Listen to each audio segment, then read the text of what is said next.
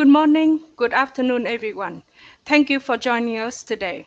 As we all know that offshore exploration and development of oil and gas is venturing out to more remote and underexplored areas in deep water, subsalt, and harsh environment. So what are the challenges and the opportunities of the safe well operation with lower cost while we still can maintain the safety for the people and environment? So in the panel session today, we will cover from all the way from general market outlook for these frontier areas in comparison with other oil and gas provinces, the challenge for international and national oil companies and their experience, technology developments and plans toward energy transition. My name is Huyen working for Shell, and my colleague Kerry from Expro Group on behalf of Offshore Technology Conference, SPE and AAPG, we are honored to host the panel of the experts from Mackenzie, international and national oil companies, and also service companies to discuss their vision of oil and gas industry, all the way from the outlook, opportunities in frontier areas to the transition from fossil fuel to clean energy. So the format of our session today will begin with each of the panelists discussing their experience and their company's visions in the frontier and emerging area, following by the discussion and answer the question from you all. So without any further delay, I would like to introduce our first speaker today, Julie Winson. Julie is Director of Global Exploration Research with Wood Mackenzie based in Houston. She has been with Wood Mac for over 20 years, helping customers navigate the changing in oil and gas world from variety of research and consulting role. She has been spent in the last 9 years mainly focused on conventional exploration, looking at what makes it successful and how the companies create value from it. She's originally from Manchester, England, came here 20 years ago for temporary assignment and never left. So now let me welcome Julie and all of you to our panel session. Thank you very much, Huyen, and good morning, good afternoon, good evening, wherever you are. Thank you very much for the invitation from Kerry and Huyen and the OTC to speak today. It's my pleasure, my honor.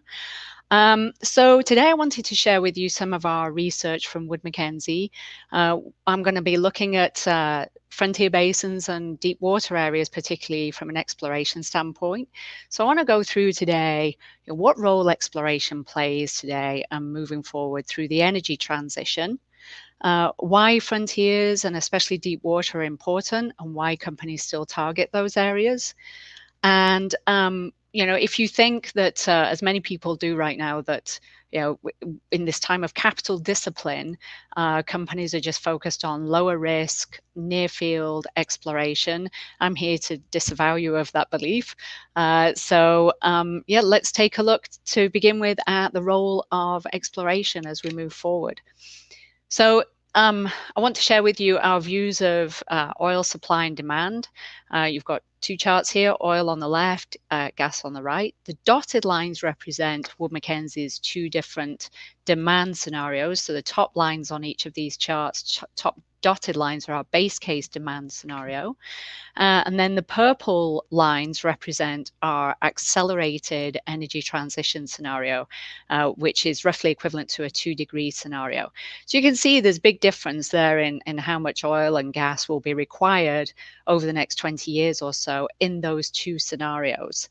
Now, of course, on the supply side, we have fields on stream. We think there's at least 400 billion BOE coming from those fields. So the gap there, the supply gap, is 250 to 450 billion BOE of oil and 200 to 300 billion BOE of gas, depending on which demand scenario you're looking at.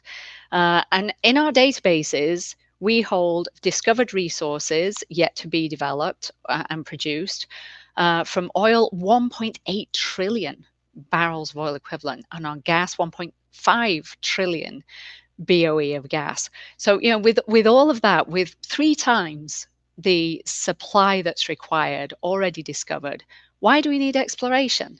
Okay, so what's going to be developed and produced? So when you think about exploration, the way we think about it is, and the way many companies think about it, is that exploration is one of the various supply sources that must compete to make it into that supply gap. So exploration is no longer about growing your portfolio and your production. It's about enhancing the portfolio. So your strategic options when you're looking at portfolio enhancement are the same as portfolio growth. You're going to look at exploration, look at greenfield development of resources discovered, incremental brownfield development, enhancing discovered fields through EOR, IOR, and for a company itself, acquiring barrels is going to be another option as well. So all of these different supply sources are going to be looked at through the lens of a number of different metrics. And we've got just a few here. And we've put carbon intensity at the top because it's becoming increasingly important for companies to consider their carbon intensity. And we have a few here. Clearly, many of these are all about can these resources be economically developed and make money for us? So exploration has to compete with all the other supply sources. And we believe that it competes well. And there are many metrics here. I'm going to pick on just one. I'm going to pick on costs to show you some of our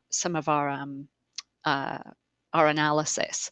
Okay, so what's going to get developed is what we term advantaged hydrocarbons. And I'm going to pick on the advantage of cost. Okay, so many different elements make hydrocarbons advantaged. They have to be low cost. They have to have low forward costs, low break evens. So when we look at all of the fields in our databases, of course, we model a whole host of prospects. So from our database of prospect modeling, we have the costs of oil exploration and gas exploration in here. And this is the average point forward cost of all the resources we hold in our databases. So for exploration, this includes finding costs. For discovered resources, all of these other elements, it does not include finding costs. Okay, so pre-FID means developments that have not yet been sanctioned. Things that are under development tend to be, reasonably low cost because they've already gone through those hurdles. Proven and developed is essentially, this is just looking at really at operating costs. So clearly going to be the lowest cost option. But when you look at incremental developments, many of the easy brownfield opportunities are done. So on average, incremental is not particularly low cost. Oil exploration, gas exploration compete well with those other supply sources on cost. Okay, so hopefully convincing you that on cost and on many of these other metrics and ways of looking at, what are we going to develop in our portfolio, exploration really does compete well. So why are frontiers and deep water particularly attractive if we home in on that now? So first off, you have scale. From deep water and frontier areas, you get the biggest discoveries. We look at discoveries across the globe historically, and this is just looking at 10 years. And over 10 years, the frontier shown on the left here, frontier discoveries are the largest by a significant margin. And of course, in deep water, again, by far the largest barrels are found in deep water. So, you combine the two, frontier, deep water, you get very big discoveries. So do you want scale just for the sake of scale? No, you want scale because it gives you lower cost as well. So on a unit basis, you're looking at lower cost. These are often areas, now companies are looking at areas where they can have a carbon advantage as well. So this gives you an advantage with scale, giving you lower unit costs. Very often, the fiscal terms in deep water are better than you would find in the shelf and onshore because governments recognize the risk, the high investment required, so they make fiscal terms more attractive. So this gives you the combination of lower costs, good fiscals, and the service sector has done a tremendous job at bringing down costs in deep water as well over the last few years. So this gives you, this is one of the reasons for the advantage of these areas. So how much high impact exploration is really happening right now? Since the last downturn in 2014, capital discipline has been the mantra. Have companies just retrenched to low risk, near field, infrastructure-led exploration? Well, no, there is still a lot of high impact exploration happening. And I just pulled out from our Lens database, this is a view of the high impact discoveries, how many high impact discoveries of over 100 million barrels were made since the beginning of 2019 across the globe. And you can see it's not just Guyana, which of course gets lots and lots of headlines, but all across the globe, we're seeing high impact discoveries made, many of these in deep water. Since the beginning of 2019, they've contributed 85% of total volumes. And just to give you a measure of how explorers are looking at prospects in terms of, do we have a clear route to commercial viability if we make a discovery? So, those volumes found in 2020 alone, 60% of them are already commercially viable. So you can see this switch in the approach of explorers by really targeting prospects that they can have a clear line of sight to how they would commercialize those discoveries. And then looking forward, we've had another price crash, balance sheets are very stretched, lots and lots of cuts been made to budgets across the board. So is high impact exploration still happening? Or has everybody pulled in the horns? Well, those companies that are still exploring, largely majors and NOCs, they are still drilling high impact wells. So this is just a small selection of wells currently drilling and planned over the next few months of wells that we are particularly excited about. So things going ahead, and I picked out here offshore wells. Shafag-Asiman looks like it's in the middle of a continent, but that's actually in the Caspian Sea. So, excuse me, many wells going down across Brazil in the pre-salt play particularly that we're excited about. There are a lot coming up across Guyana, Suriname, of course, in the Gulf of Mexico, both sides of the border, and then in Europe, Middle East, Eastern Mediterranean, and even in Asia Pacific, some really exciting wells. So I hope that I have convinced you that we have a role to play. Exploration still has a very valid and vibrant role to play in the transition. And we believe that high impact frontier deep water exploration has a very viable role moving forward through the energy transition, and is going to contribute a lot of valuable barrels to global supply moving forward, and will also be extremely valuable to different companies' portfolios.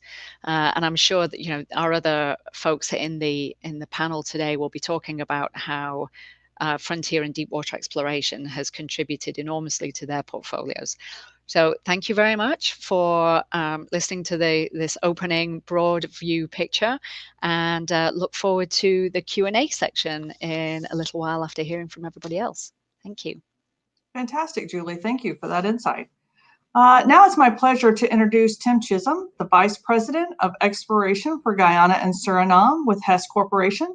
Mr. Chisholm joined Hess in 2014 as VP of Exploration and is currently responsible for leading a non-operated and integrated organization across the business spectrum of exploration, appraisal, and developments in the emerging Guyana-Suriname Basin. Prior to joining Hess in 2014, Chisholm was the Director of Exploration and New Ventures Americas at Apache, and prior to that was Regional Exploration Manager for Apache Egypt. He began his career at Exxon in various technical roles, including exploration geophysicist and expert structural geologist, working the Gulf of Mexico and international new ventures. He also spent more than a decade working for Shell in various exploration roles in the deepwater Gulf of Mexico, Northwest Borneo and Malaysia, and the Nile Delta in Egypt, where his teams contributed to major oil discoveries at Vito and Appomattox. Mr. Chisholm holds a bachelor's degree in geology with distinction from Colorado State University and a master's degree in Geophysics with honors from the University of Utah. Tim, if you're ready.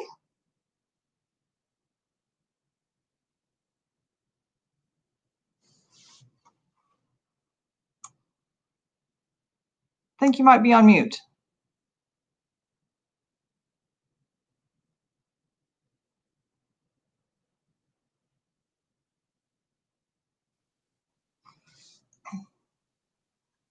How's that? That's perfect. Very good. So thank you, Kerry, for that kind introduction.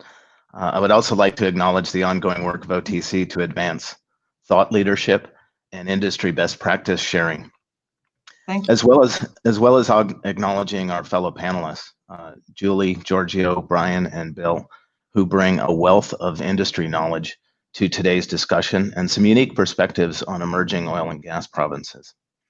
So the topic for today, opportunities and challenges in frontier basins and emerging offshore areas, is indeed a critical one, both for the industry and for global prosperity. But before that, a bit of housekeeping.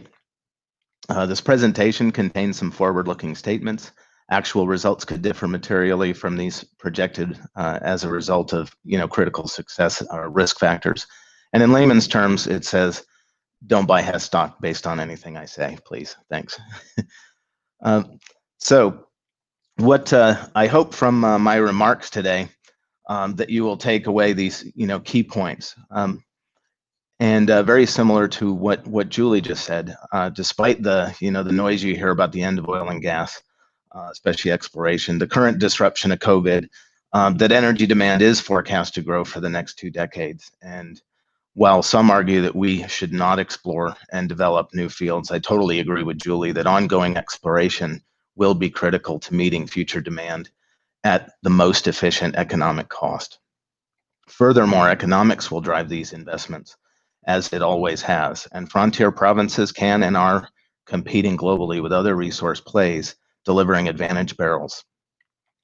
Also, that the Guyana-Suriname Basin is one of those examples. So success requires both managing above and below ground risks in order for exploration and development to be successful in emerging oil and gas provinces. And finally, that avoiding the oil curse is possible in frontier development, with criteria followed by successful countries who have provided a pathway to success in this area. So starting with the demand picture, and the COVID-19 crisis has significantly impacted the 2020 oil demand, as you can see, sort of pre-crisis versus the stated policies. But we see total energy demand returns to pre-crisis levels by 2023 with some regional variances. But what you have in the macro picture here, over the next 20 years out to 2040, is a population rise of 21%, going from 7.6 to 9.2 billion people on the planet. And then you look at GDP growth, and it's 3% per year. So that is a massive energy demand growth that is expected to grow, logically by about 20% from 2019 to 2040. And that's equivalent to adding a further China plus India. So that is a significant responsibility to fulfill that energy demand. Of course, renewables are the fastest growing, driven by utility scale solar and wind in the power sector. Natural gas demand increases by 30%, driven by the industrial sector and cleaner power conversion. Oil demand growth continues, but slows through 2040. Oil and gas still remain 54% of the energy demand, and in the IEA base case, and 46% in the IEA's sustainable development scenario, that 2-degree scenario that Julie mentioned. So exploration is definitely going to be a key player in that. And let me just go through some math. This is from Woodmac, and I think paints a really clear picture. That 1.1 billion, 1.1 trillion barrels is the total demand even in the 2-degree scenario. It could be as high as 1.4 trillion barrels needed in the energy mix. And of course, 640 billion are coming from the developed fields, the proven fields that are fields on stream already. And that leaves a $460 billion gap. That 460 billion has to either come from investment in fields and existing discoveries, or it needs to come from exploration, and that's really a choice. A judgment in this WoodMac study was at about 100 billion, about a quarter of that is going to come from exploration, those advantaged barrels that you've heard about. So talking about advantaged barrels, new emerging oil and gas basins are vital to doing this. This chart shows the top 50 offshore developments and shale plays together. And what you can see as far as commodity price is that the break-evens go through a wide range, even in our top projects worldwide, of being able to make money. And something like Liza, that's come up from a frontier play, is at the absolute top of the list in terms of break-even cost. So it's going to outcompete other sources that are out there in that 460 and play for a bigger piece of the pie if we're able to find these advantaged resource barrels. Liza phase 1, the break even is $35. Phase 2 is $25, and Payara, which is has a break even of $32 a barrel. So, contrarian to the existing environment we're in right now with this both supply and demand crunch, it's quite clear that we're still investing in a deep water province like Guyana, and that's just it will hold up and compete for investment in a wide variety of environments that we're in, including the current one that we're sitting in. So let's take a bit of a deeper dive into the Guyana Suriname, where Hess has been investing, exploring, and now producing for since December of 2019. The map on the right, shows, this is, just as Julia showed globally, this is that, that red bullseye, one of the hottest basins. This and Brazil pre-salt are really the hottest basins in the world, and so it's attracting, more than 15 international oil companies are active in the basin. So, the excitement started when the USGS came out and estimated the yet to find in the basin in 2000 was about 20 billion barrels. We've, of course, our joint venture with Exxon and CNOOC, very proud to be a part of that, about that partner group. And the joint venture already has found 18 discoveries out of 20 wells in the last 5 years, delivering a resource of nearly 9 billion barrels oil equivalent. So in addition to that, we built this acreage position of over 60,000 square kilometers in 4 blocks in the basin. That's an area the size of West Virginia. So it's a tremendous acreage footprint that we've had. And obviously key wells are going to be drilled in the basin that will probably cause the USGS to update their yet to find before our discoveries outpace the yet to find estimates.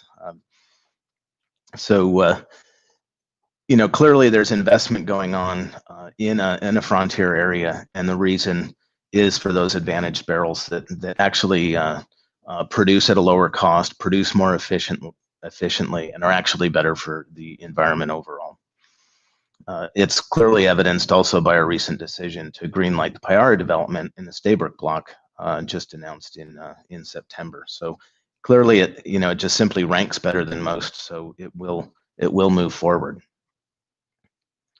Now, managing risk is key to unlocking these resources in frontier plays, and our approach is twofold. Our approach first for managing it is both below ground and above ground. So below ground, it's about technical risk, and this is how you get these barrels to be advantaged. And it is, we believe it's doing bottoms up regional work that gives it regional context for how to optimize your drilling program.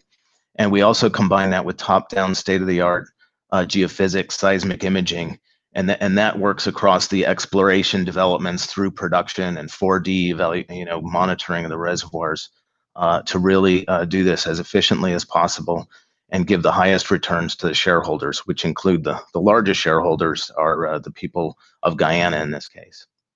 Now, when it comes to risk mitigation, we can't just bury our heads below the ground, but must be responsible stewards of the resource and ensure benefits that people are maximized above ground. Having an exceptional operator like ExxonMobil, who brings a wealth of knowledge and global experience, is critical to helping the country to successfully build out its capacity, local content, and role as a regulator. And at Hess, we are fully aligned around managing above ground risk through trusted partnerships and meeting expectations. So understanding and recognizing those expectations is fundamental to the ability to deliver reliable, affordable energy and to our future as a business.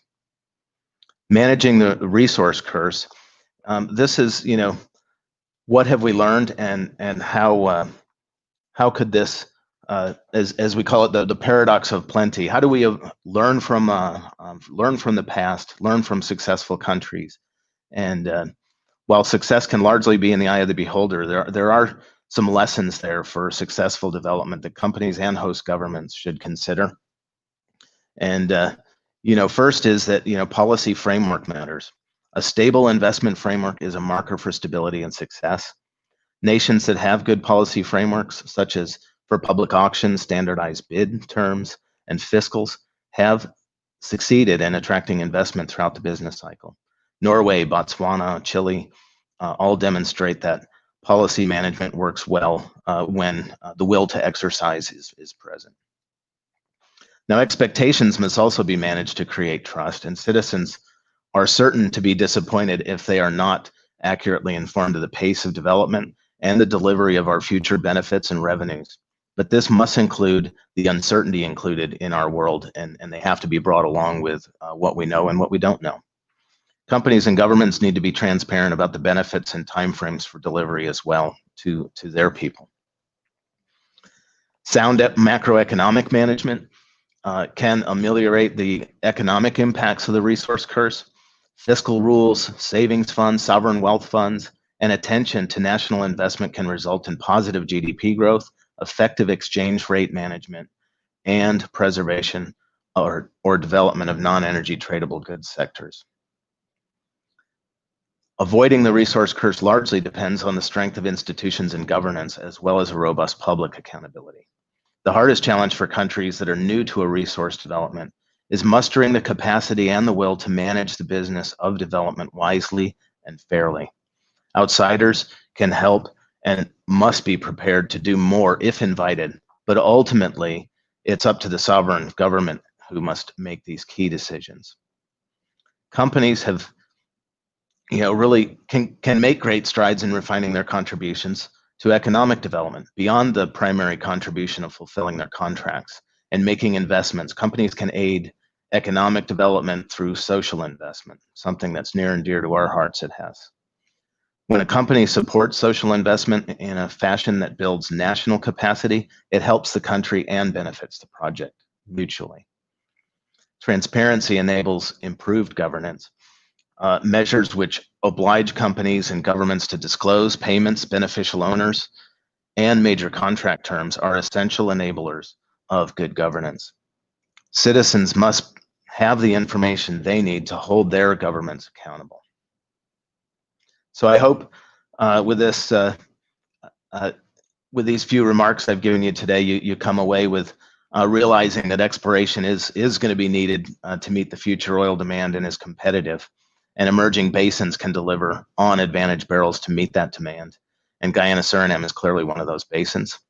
And that partnering with communities, host governments, and JV partners is critical to that success. Managing both above and below ground risks is a requirement, not an option. And finally, that addressing the paradox of plenty or the oil curse in frontier development has some criteria, success criteria that need to be paid attention to learn from the successful track records of those who've come before us. So thank you for your attention.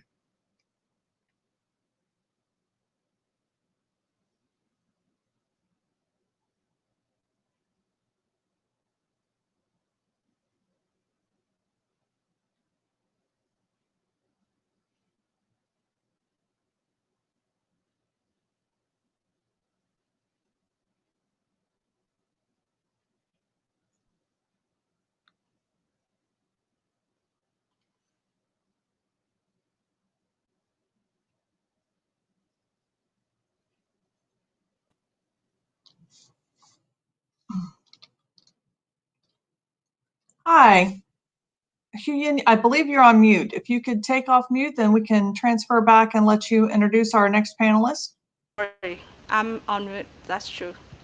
Okay. Fantastic. Thank you. Many thank teams for very great vision of Guyana and Suriname exploration. So our next speaker will be Giorgio Martelli, is the president and CEO of Saipem America and the area manager of the Americas region within offshore division of Saipem Group. Giorgio holds master degree in naval architecture and mechanical engineering from University of Trieste. After a period in the Italian Navy, he joined Michael Perry and then Saipem, where he has been there since 1990. He has been appointed at CEO's level position in multiple affiliates companies in Saipem Group since 2005 and has served as the member of board directors in the same companies. Giorgio has overseen the engineering, procurement, and construction of wide range projects around the world. Currently, his responsibility for all aspects of Saipem offshore engineering and construction division over the Americas, including acquisition of contracts and safe execution of relevant projects. Welcome, Giorgio. Thank you, Huyen. Hopefully you can hear me. And I would like to thank the OTC for giving me this opportunity, and mostly for keeping OTC alive through these times. It is very important for us, and truly is an honor to be part of this. So today I'll try to give you the perspective of the contractor, the perspective of the boots on the ground, or boots in the water, if you want, of doing frontier operations. The presentation is not about Guyana, but it takes a lot from Guyana and the projects in Guyana as examples, because honestly, this is the perfect frontier project examples for us. So if I can move on to my presentation, which I was hoping to do, but I can't.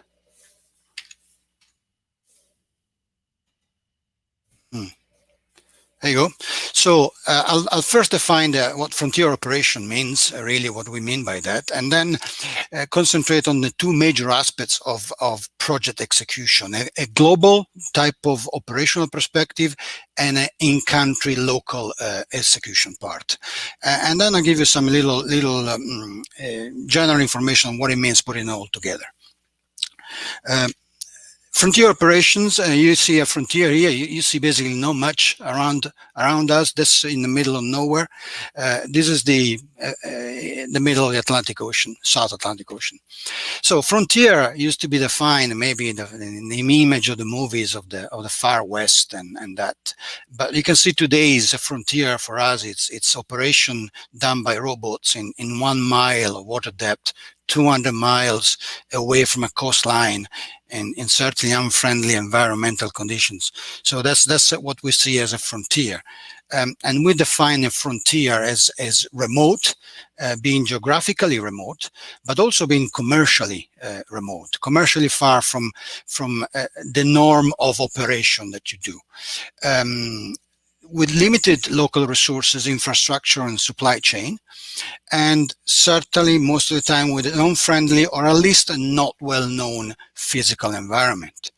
But this is not enough. To really qualify as a frontier operation, there needs to be a big element of technical challenge, requiring some different solution, innovative solutions, and must be unique in its implementation and one-off type of project.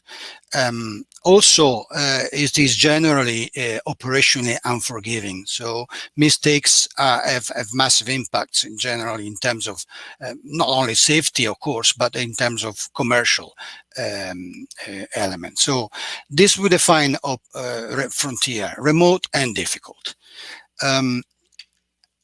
Opportunities and challenges in frontier project execution. Of course there are, as there are in anything we do. The opportunities are a direct, fast access to stakeholder. Because of the places where these projects are executed, we have a chance of establishing truthful relations with stakeholders, local and global. And we have an opportunity to develop local content in an effective and sustainable way. Sustainable is the key. Because we bring international and a long experience of execution of projects, we have the opportunity to set up a very high bar for safe, sustainable, and efficient execution to a place and societies and cultures where they don't know that bar. So we can establish it, and we can establish high. The challenges are that, of course, most of the time there is no easy plan B. There are no safety nets to recover from unforeseen events. Or these plans and recovery can be expensive. Cost-optimized solution requires a lot of planning and a lot of experience. It can be a little known economic and social political environment, and also can be a very little known offshore environments, waves and currents. And I'll give you one picture to show you what we face with daily. This is the location of the Lisa FPSO offshore Guyana, and the monster to the right is the North Brazilian loop current, which comes and goes is in a totally unpredictable way. Currents of up to 3 knots or more can basically halt all operations and provide incredible challenges. So this is something that is not in a normal planning. You need to be specially prepared for these unforeseeable events. So on the general execution model that we need to apply for this type of projects is that the motto is best in class, no shortcuts. Why is that? We have established 4 pillars for a project execution in this type of environment. First, management. Of course, management must have a real wide vision of the project, of what the project may need. So very experienced and wise management. And understand the challenges, spend time in understanding the challenges, the risk, even political and socioeconomic environments. Planning, and planning is easy when you know your game. But you need to plan also for the unplannable, and including political changes and the infrastructure that may or may not be there as you think it should be there. And you need to have specific measure in your project that will ensure the continuation of activities when unforeseen conditions arrive, and unforeseen conditions will arrive. Strength. So strength is always good to have on your side. Strength of the best-in-class asset, the best-in-class people, the best-in-class solution you can have. That always provides you the broad shoulders that bridges you across challenges. Another very important strength is the flexibility. Be aware that you need to be flexible with your execution. So continuously verify your model, continuously verify your assumption and the environment around you, and change them as needed, frequently as needed. Relationship, for what I said earlier, it is an opportunity to establish good relationship with local authorities, stakeholders, and you need to leverage those. And the relationship with suppliers and contractors are important, not only local, global, for them to be part of the game and to be part of what we call a one-team approach to contract execution, to subcontract execution, and to dispute resolution. Rely on people with positive mindset towards challenges. Again, you need to have a continuous positive attitude towards things that are thrown at you. Moving on to the local part of the execution, and I don't want to call it local content. In fact, it's the local execution, and is a major backbone of project execution, because it's not about content; it's about executing. So the local presence must be sustainable, and you need to genuinely want to establish a sustainable presence in a country and in the location you operate. So the local entity must be empowered, must be really an operating local entity. QHSE, of course, are fundamental, non-negotiable priority. You need to have a solid governance and processes based and borrowed from your international experience to be applied to your new local entity and operating team. Direct engagement with stakeholders and academic training institution. You want to bring the training to both use what's available and implement improvements to that with a direct relationship with training institutions. You create employment, develop skills and training programs that are specifically to enhance their capacity. Foster the growth of local reliable partners in compliant with technical HSE and quality standards, bringing up the existing infrastructure and industry to a standard of quality and safety that is necessary. And this is part of managing your supply chain. So integration and risk sharing and training together with your supply chain. I want to give you an example here of what we actually did in Guyana for the LISA-1 project. This is just to be used as an example to give a perception of the amount of the intensity of the effort that's required and welcome. So doing logistics and little fabrication activities in Guyana for the first project last year, we have set up objectives, and for every subcontract, we have set up skills and training levels matrices for every person to work on every supplier and subcontractors. And we've implemented gap coverage with training where those skills were not there. Every single person. A large number of risk assessments performed on those activities, and a continuous auditing of their performances. And all comes down to, in the end, to just measuring, for example, training hours. Training hours on the LISA-1 project, on the entire offshore SURF project for LISA-1 was 1.3 million man hours, you see here on this chart. These are the work man hours. The training hours were 7,300, which gives you a ratio of of training hours per thousands work man hours of 5.6. This is a good ratio for a project of quantity of training hours. Global, international recognized project have this kind of numbers, sometimes even less.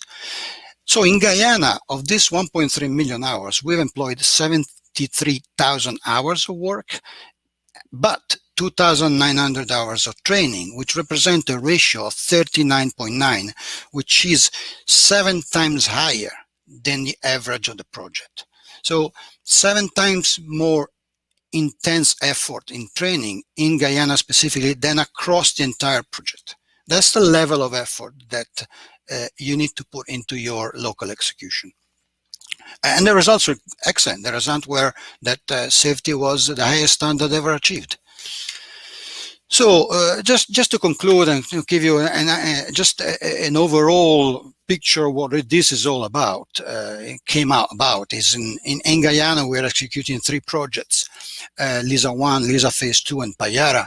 Altogether they represent a very large subsea project. They overlap, the various engineering, procurement, construction phases overlap with each other. So basically it's a large 5 years execution that includes 3 FPSOs and in the end more than 300 kilometers of pipelines and risers, some which very challenging in 2,000 meters of water, heavy wall pipes. So you're talking connecting nearly 100 trees with tens and tens of jumpers, mostly fabricated locally. It is a large project. It is a very much a frontier project in all senses of the term. Saipem is going through a journey in this, a journey that sort of mixes various streams, and you can see here just graphically some of these streams, from contract negotiation and which you see here in milestones in orange, then to logistics activities in green, from establishing the first shore base to actually starting a new fabrication facility. Is a large infrastructure project we have undertaken in Guyana to be able to do local fabrication of subsea structures. To, of course, training and recruiting and developing local resources, which is the black stream that you see here across this chart, or to the red elements, which are the actual offshore activity milestones. We completed LISA 1, we're in the middle of the LISA phase 2, and we've got the next 2 or 3 years of work on LISA 2 and Payara. Let's give you the idea that there is no silver bullet to do these things. You need a various parallel and interconnected streams, and they're all important. This is from me, and I thank you all for your attention, and of course I remain available for your questions. Thank you. Great, thank you, Giorgio. Now it's my pleasure to introduce Brian Glover, Offshore Vice President for Staatsolie. Brian is an experienced petroleum professional with over 30 years in the petroleum industry. He has a broad and in-depth knowledge of exploration and production offshore and onshore, as well as in-depth understanding of commercial and business development in E&P. He started his career as a geologist with Shell in Europe and has since built up a successful track record across exploration, development, and production, having worked in supermajors, IOCs, as well as national oil companies and PE-backed companies across 4 continents. With much of the last 10 years in senior executive roles, Brian joined Staatsolie as vice president to lead their newly formed offshore directorate at the beginning of 2020. Brian has a Bachelor of Science from the University of Aberdeen and a PhD from the University of Kiel in the UK. Brian? Kerry, thanks very much, and thanks to you and Huyen for the hosting today.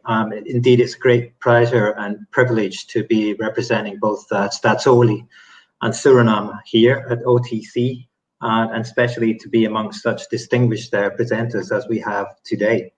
I want to give you a slightly different view from what we've been hearing already in this set of presentations. Staatsolie is the national oil company of Suriname. And often we hear from the IOCs, and we've obviously heard from Tim today. We'll hear from Shell later on with Bill just after me.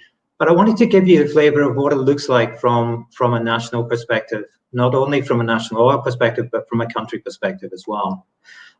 First of all, the usual cautionary statement. I'm not going to read this out, but as was said earlier, please don't use any of the following information in terms of any future estimations, etc. I'll start with a brief introduction of who Staatsolie is. Then I'll move on to an exploration update. We've quite a busy time of it this year and even busier next year in Suriname. And then I want to talk briefly about a new opportunity that's arising in shallow offshore. And finally, I want to talk about the challenges we have, the opportunities and sustainability here in Suriname.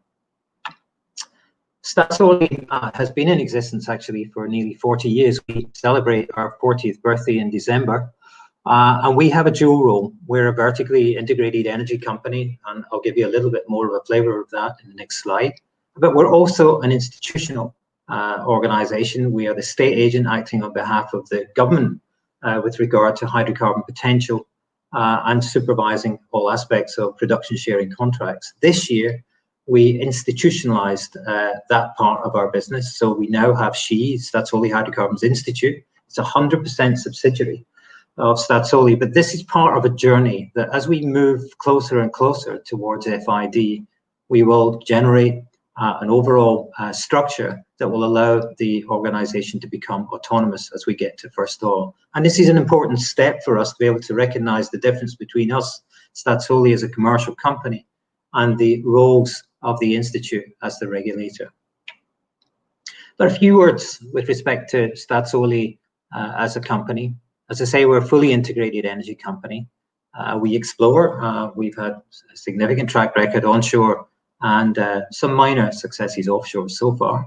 We produce. We have around about 6 million barrels of production a year. And this is refined locally, produces a significant component of the marketplace for diesel especially, but we are able to bunker our heavy oil and diesel, which gives us another revenue stream. Retail is an important part of our overall business, providing 40% into the local Suriname business.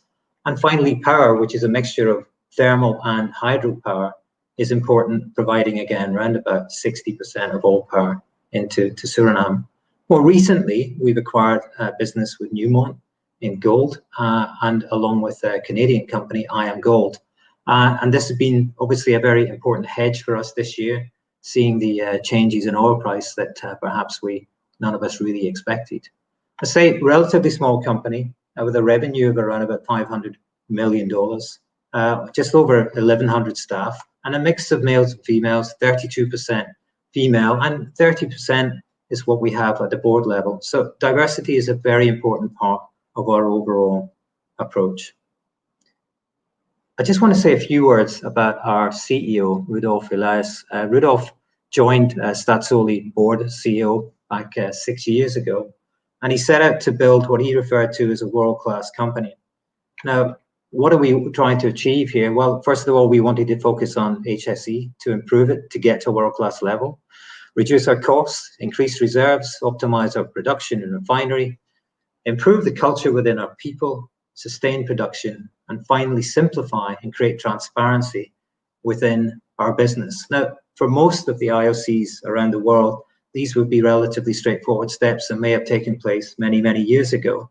But this was an opportunity for Staatsolie to set out and try and become prepared to be able to participate in offshore in the event that we had discoveries. And of course, in 2020, in January, in fact, we had the first discovery in offshore waters in Suriname. So we are preparing. We're continuing to do so. And these steps are extremely important for us. We have the opportunity to participate around about 20% in any of the discoveries that will be made in the deep water offshore of Suriname. We want to be able to stand shoulder to shoulder with our joint venture partner. That is critical for us, and we want to be able to demonstrate to any partner that we work with that we have the capabilities to be able to be a reliable partner and a partner who can invest and continue in generating revenue streams, not only for Staatsolie's own benefit, but for the government of Suriname. Let me take a few minutes to give you an update on activities. We've heard a few words from Tim as to what's going on in Guyana, and of course we are very pleased to have Hess and obviously Shell as well, who have just joined us here in Suriname, two guests of the panel today. But we've had very good success this year. We kicked off the year with the Maka success in Block 58, and Apache quickly followed that up with Sapakara and Kwaskwasi. So perhaps the golden lane that has been coined in Guyana should be more referred to as a golden highway now, as it extends some 120 kilometers into the Suriname. But we've also, as we heard from Julie, other wells being drilled. We have Keskesi in Block 58 right now, and we have Sloania also being drilled, this time by Petronas in Block 52. So it's a very busy time this year, but next year we move into appraisal, well testing, and parallel exploration. We have activities with Tullow and Goliathburg North in Block 47.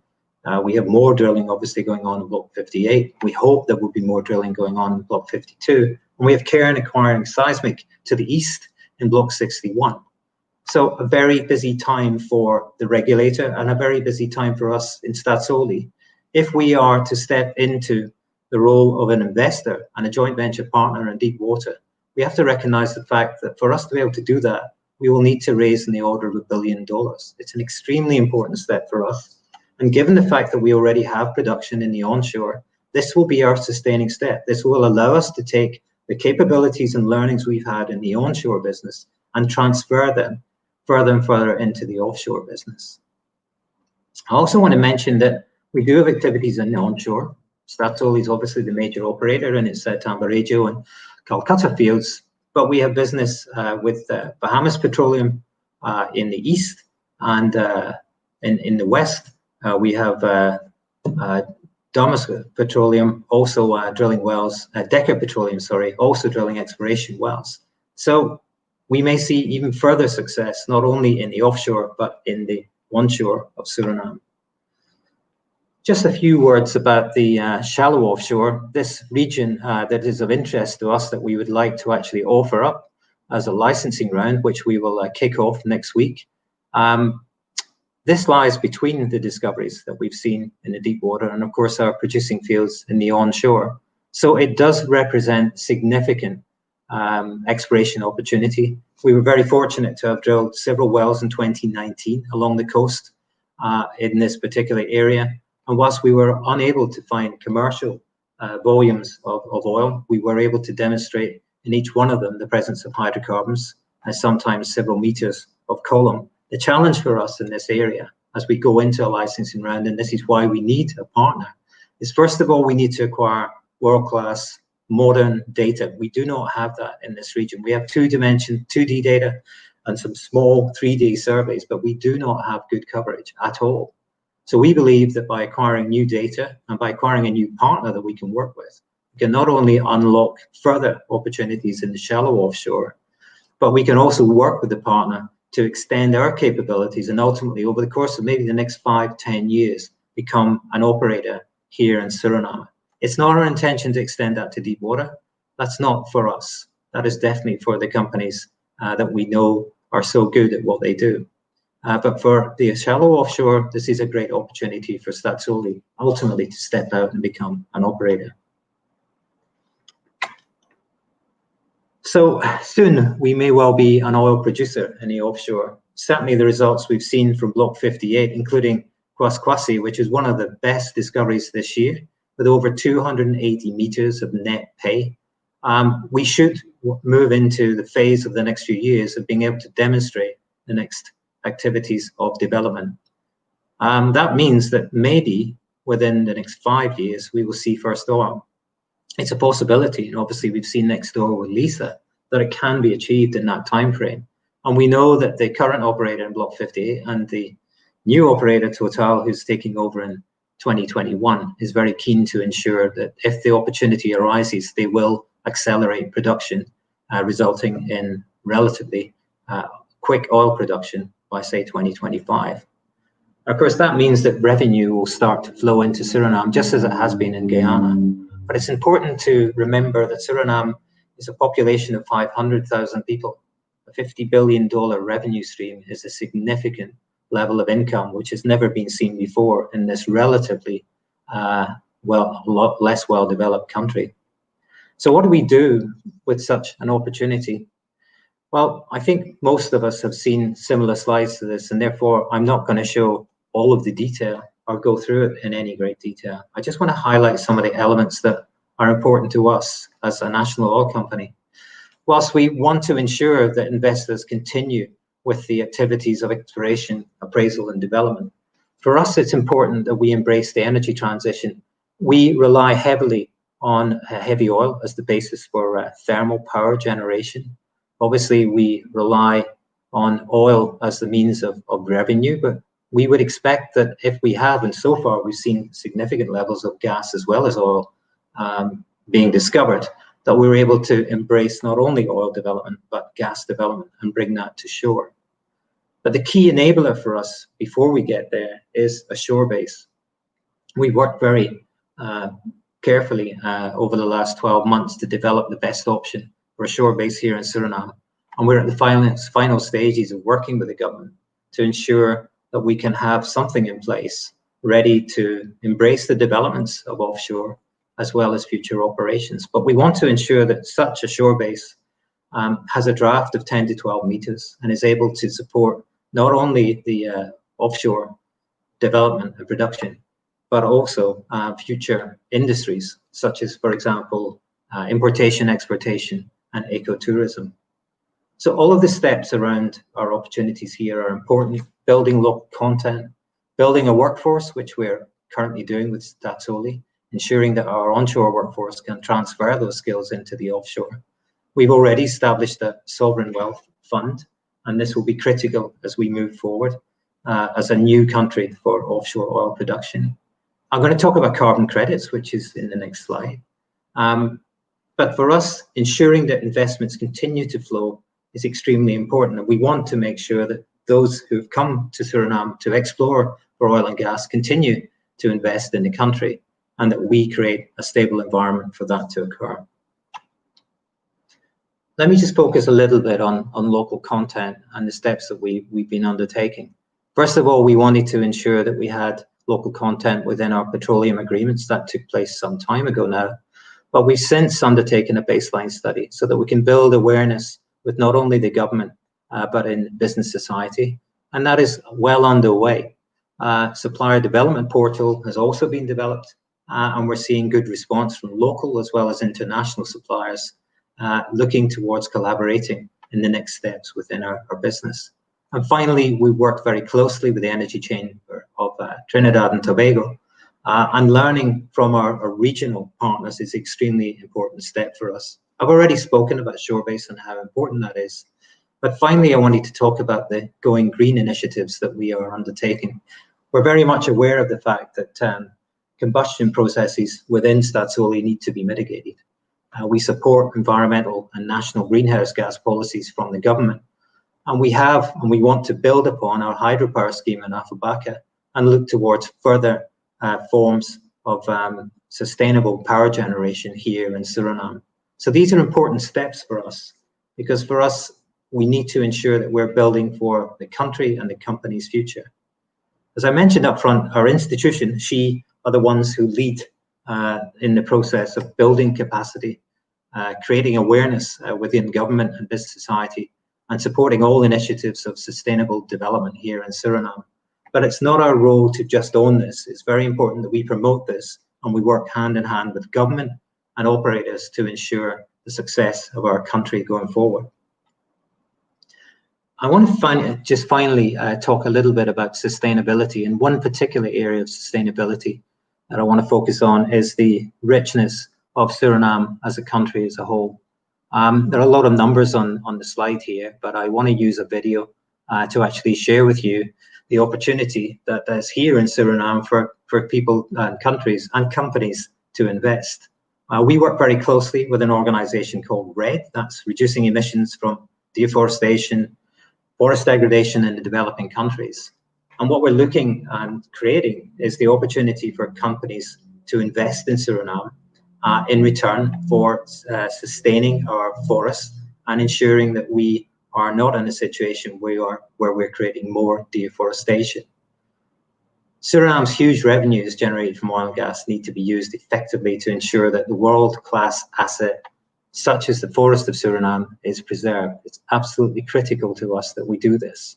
So I'm going to finish on a video, which I think will be uploaded in a minute. Thank you very much, and I look forward to your questions.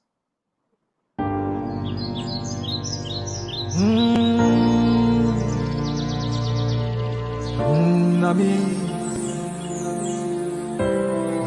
Nami, Namyo, Namyo.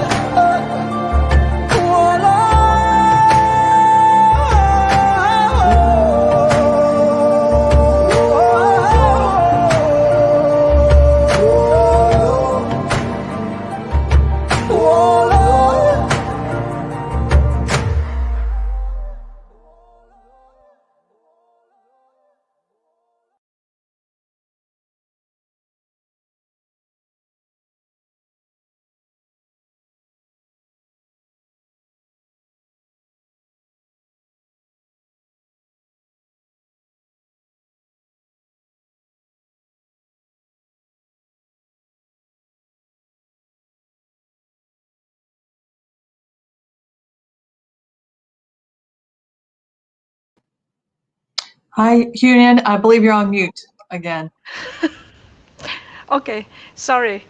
Um, yeah, so I think it's very truly uplifting, when watching the video you just shared, Brian. Thank you very much. And I would like to thank you for very excellent overview. And, you show us great potential and opportunities in deep water and also offshore shallow water in Suriname. So I would like to introduce the last speaker of our panel session today, Dr. Bill Langin, Vice President of North America and Brazil Exploration in Shell. So Bill began his career in the energy industry with Shell since 2003, and he has made significant contribution across numerous global businesses, from operational and geological settings and also throughout the industry life cycle. This has taken him to various places around the world, including Australia, Oman, and the United States, and this allowing him to bring deep insight into the key elements what drive value creation in the upstream business. Bill was appointed to the role of Vice President for Exploration in North America and Brazil on March the 1st, 2020, where he is accountable for safe delivery of the exploration programs in the U.S., Gulf of Mexico, Brazil, Mexico, and Alaska. Welcome, Bill. Thanks, Huyen. And thanks to OTC for keeping these sessions going even in this difficult year of 2020. I really appreciate all of the contributions from my fellow panelists and look forward to the discussion at the end. But I also want to thank everyone who's watching for joining us and participating today.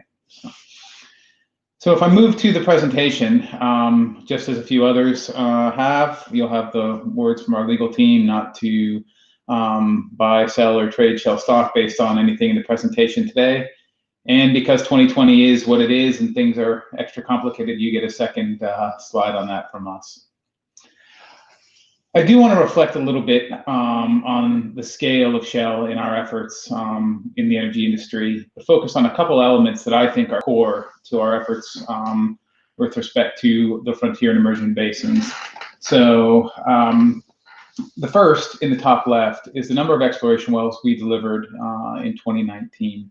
So globally, we drilled 53 exploration wells in 2019. And prior to the onset of the COVID crisis, we had planned for over 70 this year, which has obviously been curtailed for operational reasons and some cash preservation reasons. But right now, planning for 2021, we'll be back even more so than we were planned for in 2019. So somewhere north of 60 wells planned to truly unlock new opportunities for Shell in our program. The second number I'll draw your attention to is the $1 billion in R&D funding that we spend annually. And these dollars are focused on novel seismic acquisition and processing technologies, drilling efficiencies, drilling in difficult areas, new production technologies that are significantly aimed at bringing forward our ability to deliver opportunities from frontier and emerging offshore areas.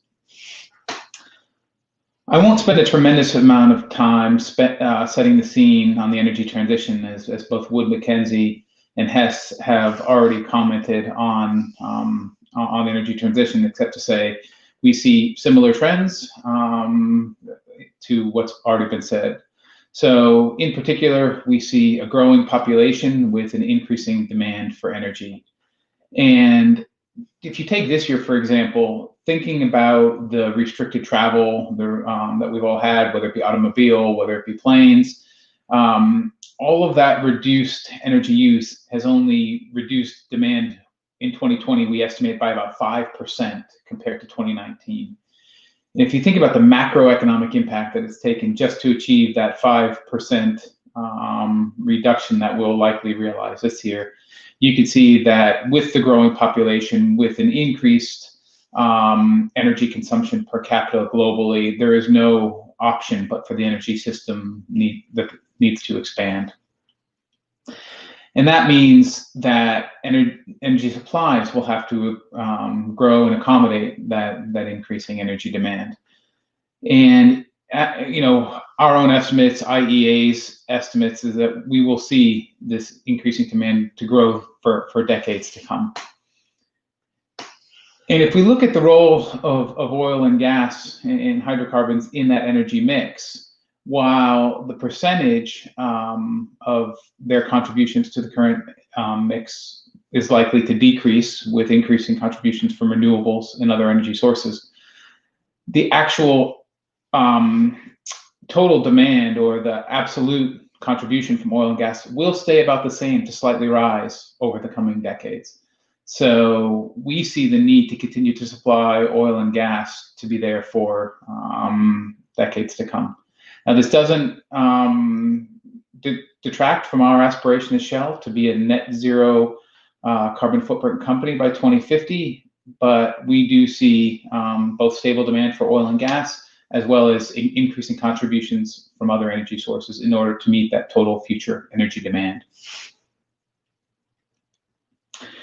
And then if we go into how we as Shell will play in that space, we think about our businesses in three different ways at the moment. The first is our upstream business, which is all about creating value from the resources that we have under our caretake at the moment. Our transition businesses that enable us to transition to that future energy system. And then our growth businesses, which are much more focused around future consumption and the future customers of energy. I'm going to focus the rest of my talk today really around our upstream business. And if we think about our upstream business, we see an increasing focus on the value we create from our resources. I think Shell and others in the past, at times we focused on delivering more volumes rather than the most profitable volumes from our upstream business. And fundamentally, we see deepwater, our deepwater business and many of our frontier opportunities as having both the economic and carbon ability to contribute to that value for the future. So if we talk about Shell's positions around the world, in the red, you see what we're calling our upstream core positions. And these are areas where we see the opportunity to continue to create value from the existing resource base, but also to add to that position to create longer term future value for Shell and its shareholders. If I talk about those specific deepwater and areas that you might attach the word emerging and frontier to, we'll talk about the US Gulf of Mexico, as well as the Mexican side of the Gulf of Mexico. We've heard a lot about Suriname today. We have an extensive position in Brazil that we continue to add to and push the boundaries of exploration in. And then we have some of our more frontier opportunities, as we call them, in Argentina and then around the West African margin, as well as some of our Asian positions. So going forward, our core assets, which you see in red, will attract the majority of Shell's CapEx in order to create the value from those assets. But that's not just to harvest value from the existing fields, it's also to find new areas within those specific assets to keep value coming from those opportunities. But we're also really excited about the growth assets that we have. So we have a very active program in Mexico that I'll touch on in a minute. And just recently, we've signed our entry into Suriname, and we continue now to evaluate our opportunities along the West African margin. If we move to our Mexico position, Shell is the largest exploration operator in the deepwater part of Mexico, and we have acreage spanning from the northern part of the Mexican deepwater, sort of just south of the Perdido Trend in the US Gulf of Mexico, all the way down into the Campeche Basin. And we see opportunity throughout the Mexican deepwater to create future heartlands. So far this year, we've safely delivered 2 exploration wells in the northern Campeche Basin, and we're very excited by the results of those 2 wells. While they're still under evaluation, we've seen nothing that detracts us from our original investment case so far in Mexico. And we're gearing up to start our second drilling campaign here over the next few weeks. So as our rig begins to start up there, we're hoping to mobilize from the yard over the next few weeks and be drilling by the end of the year in what we call the Perdido Trend of Mexico for a well campaign there that will look at de-risking the second portion of our exploration acreage in Mexico. And I will say I'm exceptionally proud of our drilling and logistics teams and what they've delivered in the face of really difficult COVID operations over the course of this year, especially with a new deep water exploration country entry and having to set up all those logistics from scratch over the last year, essentially going from well under a year from license issuance to spud of the first exploration well, and it all being done safely, has been a really strong accomplishment by our teams there. If we move a bit southward to Brazil, with the combination with BG in 2016 and the ensuing project and production growth, we now have a Shell net production of well over 400,000 barrels equivalent a day. And we have a really diverse portfolio across multiple basins, not just in the core Santos and Campos areas in Brazil, but also across some of the northern basins in Portugal and Barreiras as well, that we continue to evaluate our opportunities in. If I look toward some of the performance there in Brazil recently, I think we've continued to deliver best-in-class wells on both our operated exploration wells in Saturno, but also in our appraisal campaign in Gato do Mato. And we see Brazil as a heartland for the future, and we will continue to push the boundaries of the core plays in the Santos and Campos, as well as look for other ones to continue to deepen our position there. And then if I move to the U.S. Gulf of Mexico, if I'm honest, it might feel a bit strange to bring up the U.S. Gulf of Mexico in a frontier and emerging area talk. But the U.S. Gulf of Mexico continues to be the core heartland for Shell when it comes to offshore exploration.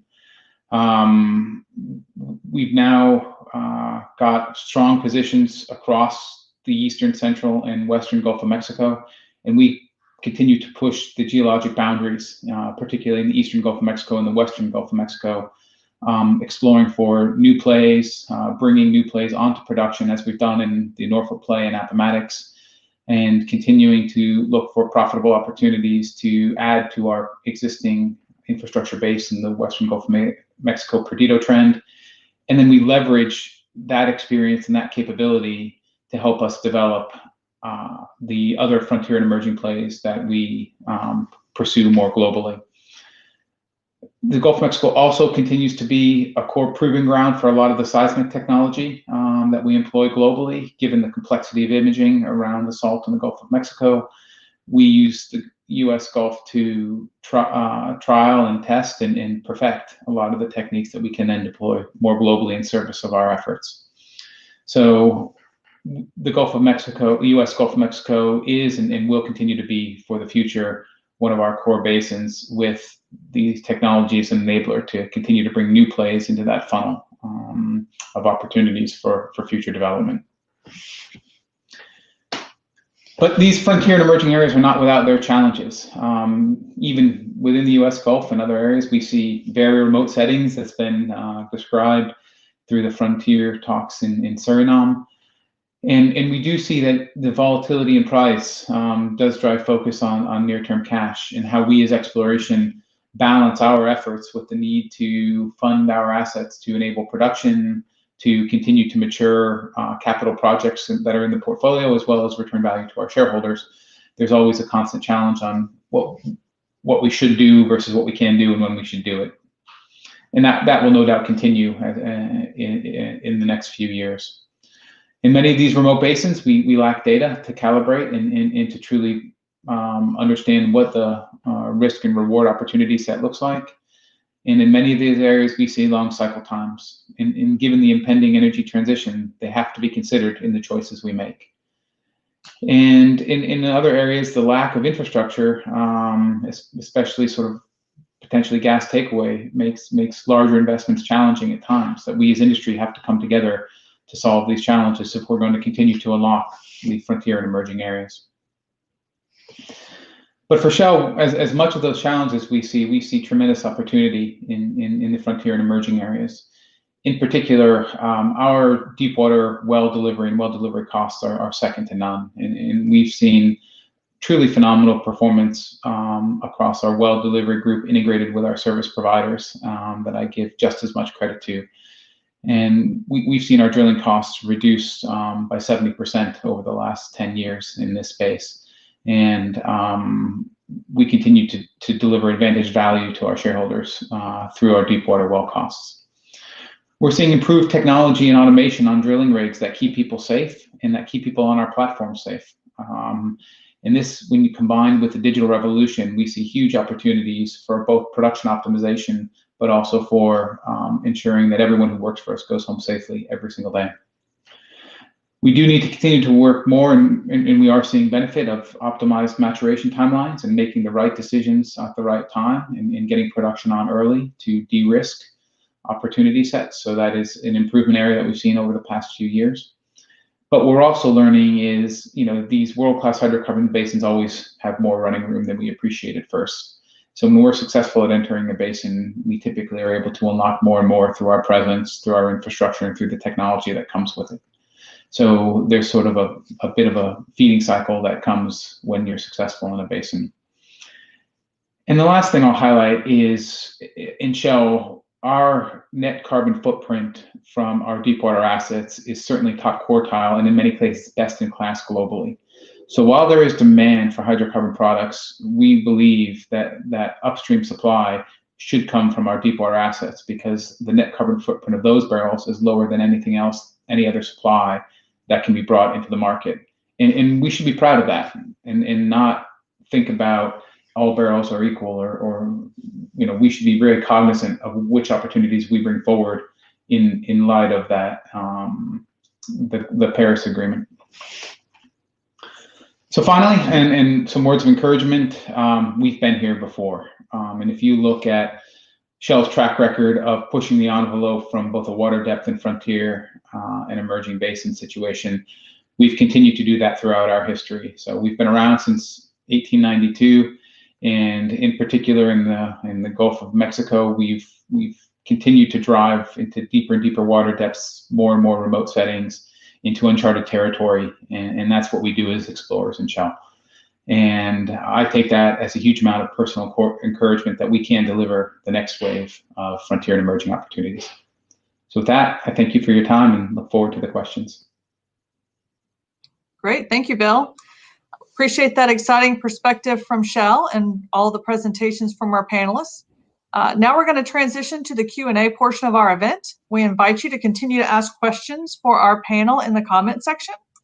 I am going to kick us off with a question from our OTC social media platform. We had several submitted prior to the event. So to kick us off, what may be the biggest changes expected in offshore oil and gas near or around the U.S. with a change in administration? Julie, do you want to kick off on that for us? Yeah, thanks, Kerry. And I'm sharing, I hope you can see my screen now. Because this came in advance, I was able to pull up some analysis that we did back in the summer, actually, where we were looking at, what the implications might be of a Biden administration. And I have to say, right now we are working on the assumption that Joe Biden will become president in January, will be sworn in.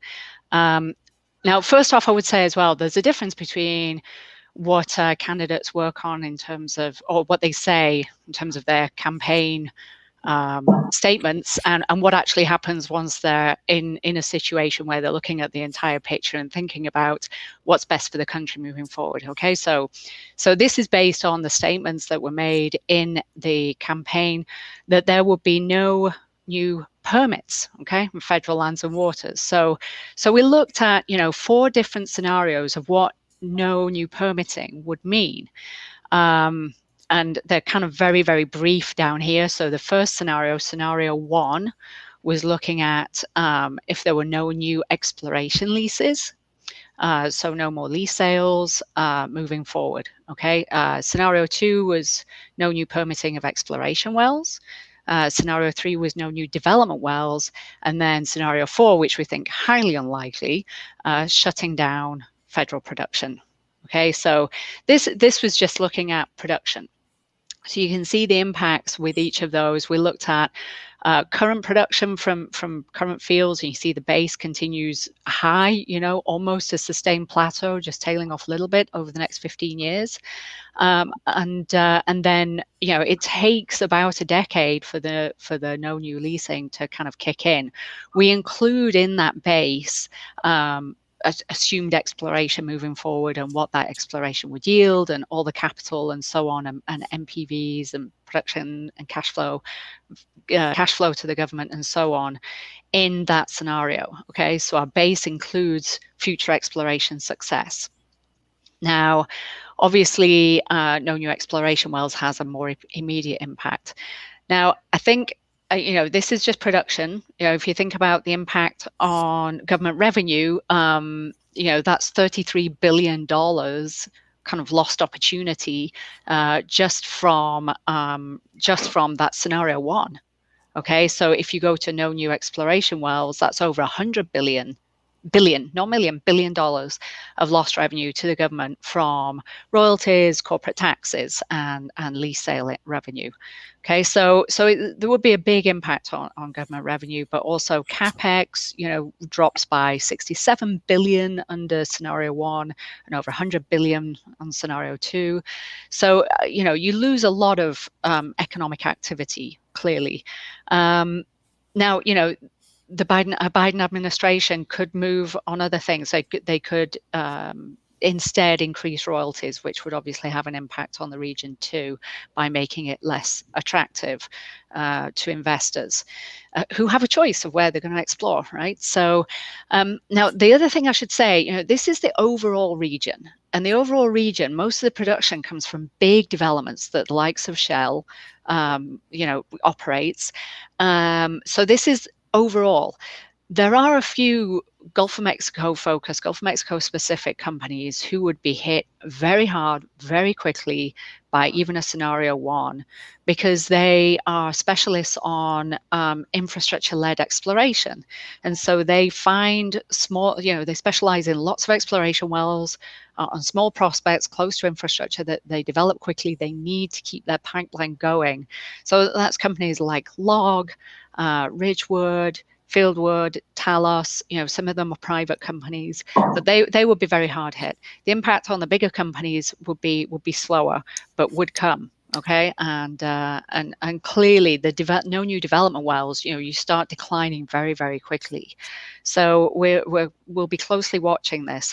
But I want to hear comments from what Tim and Bill think as well about the impact on them.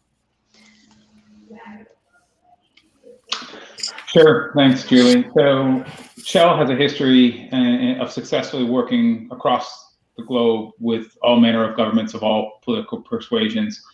And regardless of election outcomes, we expect any administration to honor the contractual lease terms and follow the laws that govern the existing leasehold.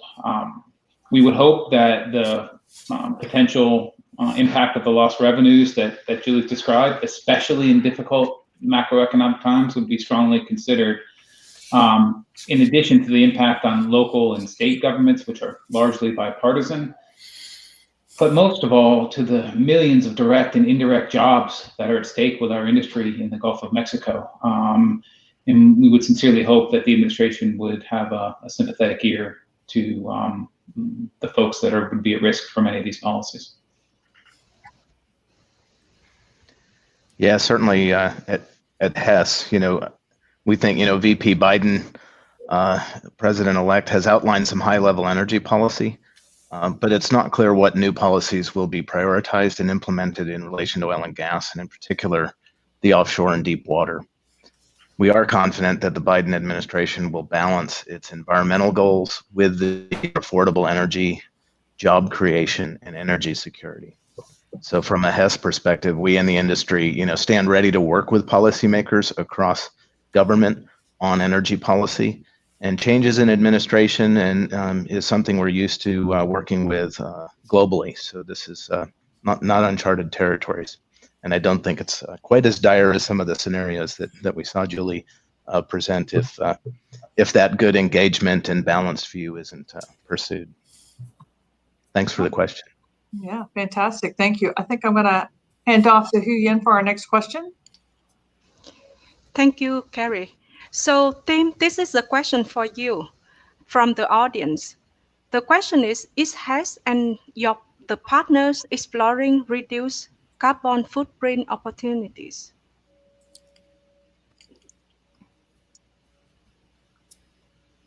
Is that for Kerry or for me? For you, Tim. Okay.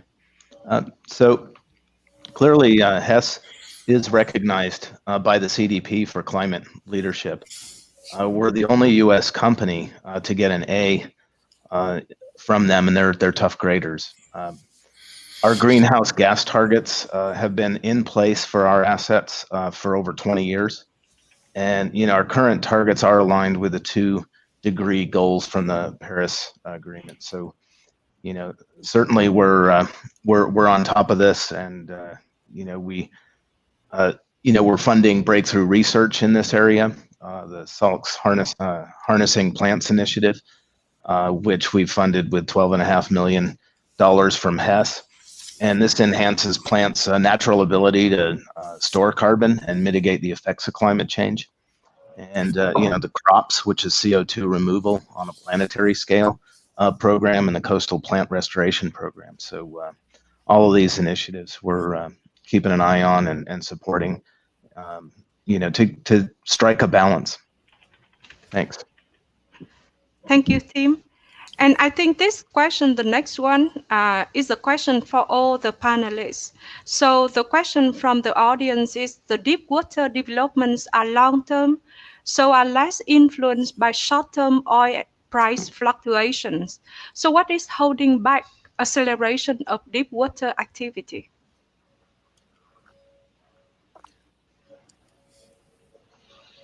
I'm happy to. Yeah, I'm happy to start. Thank you. I think exploration is inherently a risky activity, as we all acknowledge. And like any business, we have to balance that risk-based opportunity set with the other demands of the cash available in our business at any time. So if you think about our expenditure on the exploration front, has to be also balanced with our current capital projects that are in flight, as well as the need from our operational need from our existing asset base, but then also our need to return value to shareholders on an annual basis. And how we distribute those big buckets will have a large impact on the amount of exploration that we pull forward for Shell. And it's that balancing of the near term, midterm, and long term that we need to navigate through. So. Thank you, Bill. Is there any comments from Tim or Brian? Yeah, I'm happy to. So one of the things that's a bit masked in here is, technology and execution in deep water is driving down cost. So it looks like the investment is dropping more than it really is. We're getting more bang for our buck in deep water these days, and these cost pressures have really driven us to reach in and find our best, and we're getting that from contractors like Saipem and Noble and SBM and other contractors we work with we're working together to make it more competitive. And but you are still seeing significant investment, certainly on our behalf in Guyana, Suriname. So if the opportunity is right, it will attract the capital, even as the capital gets harder to play for. Brian, do you have any other comments on this? I think I share the views that Bill and Tim have been. But I think when we look at it from, say, a national oil company perspective, we obviously would like companies to come here and invest. The way we look at it is quite simple. If the opportunity is good enough, then companies will find the money to invest in it. It's harder for the smaller companies, that's for sure. And I think what you've seen in this sort of emerging dynamic of exploration over the last 5 years is that there's room for some companies to participate, that's for sure. And they are fairly similar scale, fairly similar size of wallets. and they can participate in it. But we've seen the demise of the tunnels, the demise of the cosmoses in the space, and therefore it's becoming much more of a elitist type of activity. Of course, it's great to see companies like Hess playing a role in joint ventures within exploration, but it is becoming a little bit more elitist now, and that is a very big challenge overall. So, yeah, whilst oil price perhaps in the longer term doesn't have such an impact on deep water, clearly what's happening is that from an investor's perspective, it's becoming more and more challenging for smaller companies to do that. And I think it's just simply broader than just oil price. It's actually about other aspects of the business and how to raise capital. Thank you very much, Brian. Julie, you have any comment on this? Yeah, just to add briefly, we track FIDs, final investment decisions for projects across the globe. After the last downturn, obviously there was a huge drop in the number of FIDs moving forward.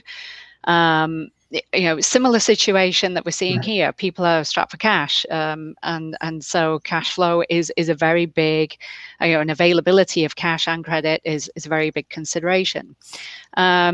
We did see FIDs picking up again, over the last couple of years. So deep water activity was beginning to accelerate until this downturn, and what we think is.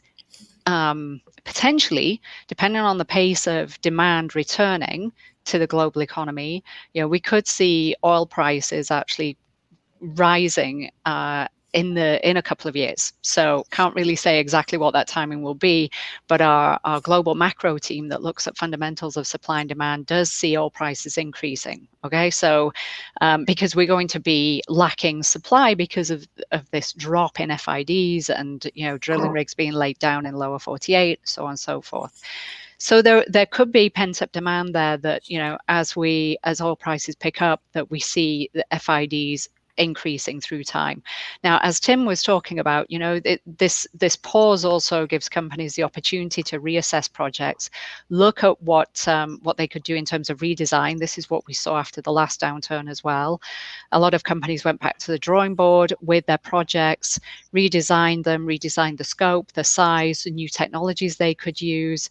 So, again, we could see an acceleration once oil prices increase. There of course is always a lag, but then with some new types of developments. Thank you, Julie. Giorgio, you have any comment on this?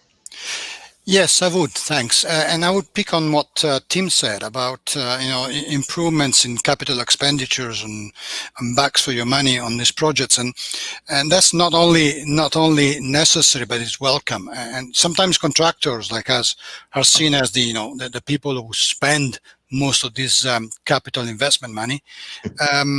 But recently, and Guyana is a good example of it, we managed to be very innovative in our contracting strategies. And that's a very important point, where you have an engagement early on that allows you with your client to work cooperatively and come up with solutions, both to start with, but also solutions that during the contract life allows you to have a win-win condition of improvements. Those in the end results in backs for your money, and we definitely is the way to do it. Thank you, Giorgio. And I just saw the other question came in from the audience. So what is your favorite, most compelling deep water technology you see in development or recent deploy? So that is the question for all panelists. Is there anyone to take it first? Bill, Tim? Anything you see, as advanced technology? There's a wide spectrum of technologies. I know. To choose from. What's your favorite? That's your favorite. The seismic image penetrates a lot of what we do in the subsurface, from recognizing what targets to go for from the very start, to landing, 1.5 kilometer laterals in the subsurface. And so, just the continuous improvement in seismic technology is certainly one of the big drivers. And then there is a whole host of, surf and just kit that goes on the seafloor, and water and gas injection, WAG-enabled developments, just all kinds of ways to enhance the recovery that we get, which also makes us far more efficient. So, drilling technology and the dual activity rigs. We've seen the fleet really upgrade to the higher generation rigs, and that is driving incredible performance in deep water drilling. So there's just a whole host across subsurface, surf, D&C that I see as really changing the game for deep water development. No, I agree with you. Can't agree more. Is there anyone?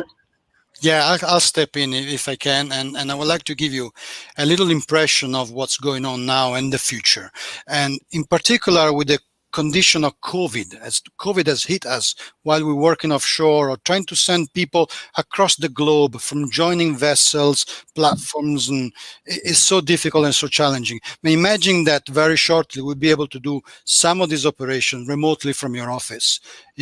Some people will not need to travel offshore to do work. More and more automation and robotics will take charge of operations, and you do it safely from home. This is a very exciting development, and we are in the middle of it. No, I think that's very good point, Giorgio, because I think, COVID is truly bad, but actually it brings us some kind of opportunity to change the way how we work, right? So is there any further comment on this? Otherwise, I pass it back to Kerry to ask the question from the, for the panel. All right, fantastic, thank you. So kind of going back to some of the presentations we have, how do you see ESG impacting traditional exploration? Julie, do you want to take a pass at that first?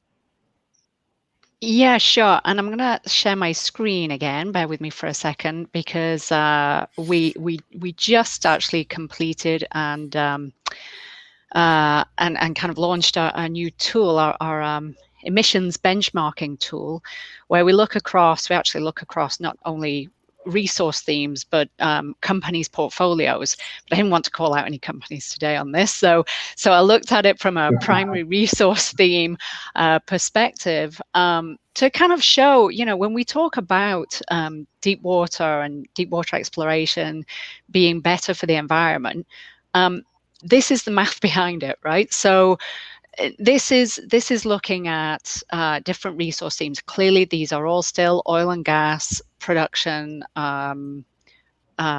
methods, and that's the resource theme we're looking at. And as Brian talked about, companies and countries are working on new technologies, renewables, and so on. But as we saw from Bill, even though those were going to expand because of the increasing need for energy across the global economy, oil and gas will still play a role as we move into the future. So what can we do to mitigate carbon from those, right? From our oil and gas exploration and production. And so deep water sits at the low end of that carbon intensity. And when you think about exploration, you're looking at what can we explore for next. You can start thinking and planning on carbon mitigation for your new developments in the deep water. We might come to the day where we see electrification of our deep water FPSOs through a floating wind farm next to the FPSO, right? We've seen new technologies really advance rapidly in the last few years. So there's no reason why we can't dream of having, a mini wind farm providing electricity to your platform, to your FPSO, out there in deep waters. Those loop currents might have something to say about it, but there are going to be technical challenges, of course. But this is why companies like Shell and Hess are continuing to explore in deep water, because this is the evidence, right? These are the metrics. Fantastic, Julie. Brian, did you want to comment? Yeah, just a couple of points, actually. I mean, first of all, from a position of a small national oil company who wants to be able to attract funds to be able to participate in deep water, As I said, you know, we would have to actually raise more capital than we make in 1 year, more than we make in 2 years in order to actually participate. And we want to be able to do that. Of course, nowadays in the investor sector, you can't just turn and say, hey, I've got a black oil project, give me some money, please, thank you very much. That's not going to work that way. You have to have a much deeper understanding of your long-term profile with respect to emissions, understanding how you impact on society, understanding your governance, and sharing that so that investor scrutiny is enabling complete transparency within the company they're going to invest in. So there's no room to hide anymore. And you know, for companies in developing countries, that's a very, very big hurdle. And we're lucky. We started out on this process some years ago, and we've made very, very good inputs into it. That's not to say that we've got no distance any more to travel. We've still got a lot of work to do, but ESG is very much on our minds because the investor has to be clear about what our business is. And also, the second point is from other investors. You know, for those who want to come to Suriname and invest, then ESG with their shareholders is going to be fundamentally important. Well, what are they doing there? How is that impacting what they do? And that's why, for us, what we're trying to say to investors in the sector, look here, you know, we've got one of the largest tracts of unspoiled rainforest anywhere, perhaps out of Brazil, but I mean, certainly 93% of the country is rainforest. You can invest in it. You can offset your emissions by investing in our rainforest. And now that's something that's very much capturing the attention of people who are investing in this sector, and it's something I think that we have to be publicizing and moving forward with. So ESG is extremely important for us. That's very interesting. Thank you, Brian. Particularly investing in the rainforest. That's an amazing perspective. Bill, did you want to bring in some comments there from Shell? Sure. Especially being sort of a European headquartered oil company, we see the strong influence from the ESG point of view creeping into most things we do. And I'd echo the comments around transparency on the investments we're making. So, you know, for us, thanks, Julie, for helping to validate some of our own internal views on the carbon footprint. I think we see a very similar picture when we look at our projects. But I'm also willing to say we have our own life cycle net carbon footprint performance standard that we apply to any opportunity we look at, from the time we might enter a basin through an exploration well and then through development. We actually look at the net carbon footprint of that project and decide whether it fits in our future aspired portfolio or not. And that is a criteria that we will use on making decisions going forward. So something we've already built into our thinking. Fantastic. All right. Huyen, did you have our next question? Oh, so this question, I saw that coming from our audience. So I think it could be all for all the panelists today. So do we see any future concern or improvements related to cross-border oil and gas developments? Is there anyone want to take it on? Bill, Tim? I mean, in short, I would just say, you know, you can either look at that as a threat or an opportunity. Cross-border opportunities, as long as you can seek, you know, unitization, alignment as early as possible. Co-developing across borders is something that's done commonly all around the world, and there are, you know, ways of following the AIPN sort of international standards, and you know, getting to developing that resource together cooperatively, you know, brings nations together in ways that they might not have without such developments. So just one of those that takes maybe a little bit more time if those come up. Thank you, Tim. Bill, you have any comments on this? I would echo almost exactly word for word which Tim said. Is, you know, we have the opportunity to bring people together to create value for their respective countries, and these situations typically go smoothly when we're willing to follow an existing set of guidelines. But it's when we seek deviations from those standards that have been set forth and worked for many others that we typically create you know, additional issues. So my encouragement would be where this does arise is let's look at the standards that have been set in place and seek to follow them as much as possible. Thank you, Bill.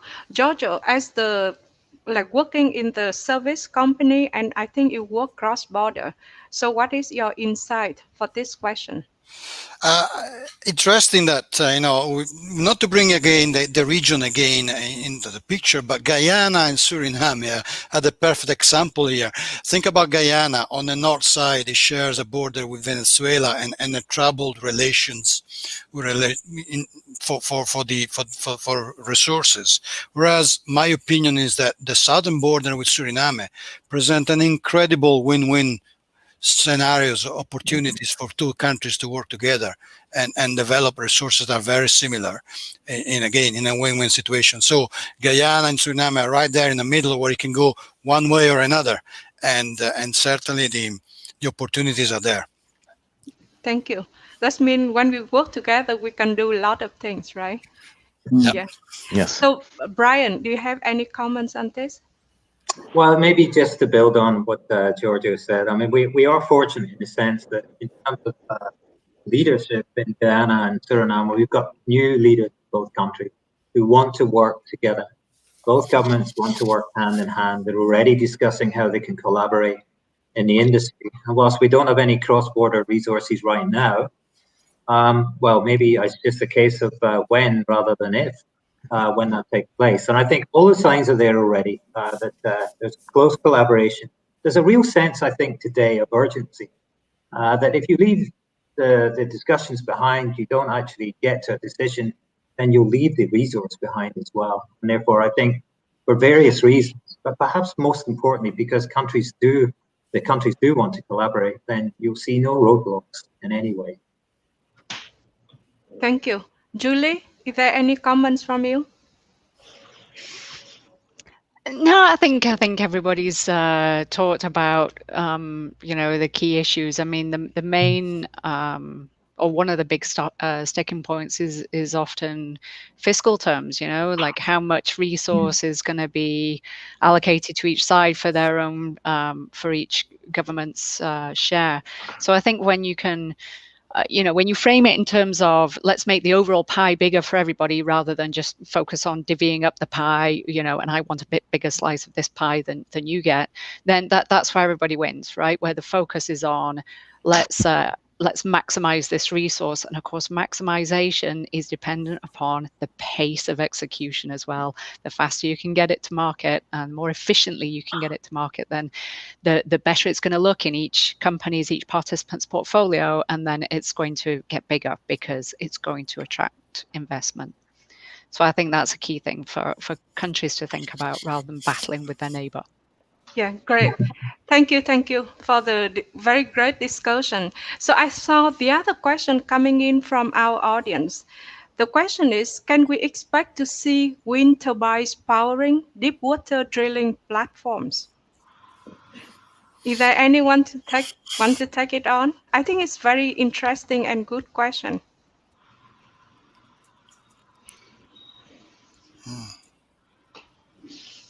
Okay, so if we don't have, I recommend that, Andrew Barnes, if you have that question, you can go back to another OTC panel session, I think recorded on YouTube, and you can replay that. And that one is fully, free for you to watch about offshore wind technology. Thank you. And then, sorry. I've got one more question for the panel. Okay. Yeah, when you discuss managing risk, Giorgio, how do you evaluate and choose your partners beyond the host countries? Interesting. And beyond the host countries, part that you need to choose them also in the host countries, but beyond the host countries, I think the criteria that I've set for executing projects in frontier areas for ourselves as managing our project are the same I would look into my partners. So a 360 degrees vision in the management, the willingness to use best-in-class approach and the willingness to use a one-team approach in cooperation, dispute resolution. It's fundamental. We need to have a clean, straight relationship in order to remove the the traditional obstacles and concentrate on the challenging part of the jobs. So again, management, capacity to work as one team, capacity to deploy best-in-class resources. Fantastic, Giorgio. Thank you.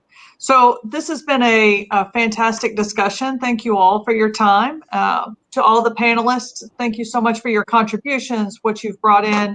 To all of those watching, we appreciate your time and effort to join us today. I did want to mention we have a couple more events coming up for OTC on December the 1st at 3 p.m. Central Time. We have OTC Live. OTC 2020 High School Energy Challenge winner announcement. And then on December the 9th at 10 a.m. Central, OTC Live will have innovation in upstream oil and gas from development to scale up implementation. So we certainly invite you to join us again on either of those events. And we look forward to seeing you in the future. Have a great afternoon. Thank you.